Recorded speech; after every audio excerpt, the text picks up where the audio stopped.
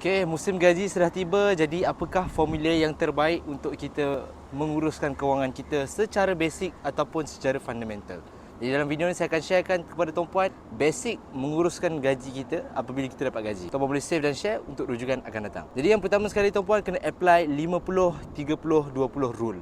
Ataupun tuan-puan nak apply 60-20-20 rule. Apa benda ni 50-30-20 rule ni? So 50% tuan-puan adalah untuk komitmen, 20% adalah untuk simpanan, 30% adalah untuk self reward ataupun kalau kita nak enjoy life kita tuan-puan.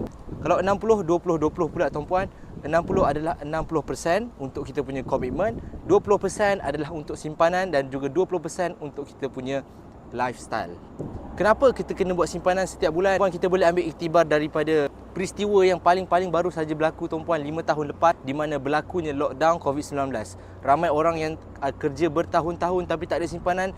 Bila dibuang kerja tuan-puan, dia tak ada simpanan, dia tak boleh hidup tuan-puan. Jadi itu pentingnya kenapa kita kena ada dana kecemasan dan juga dana-dana simpanan.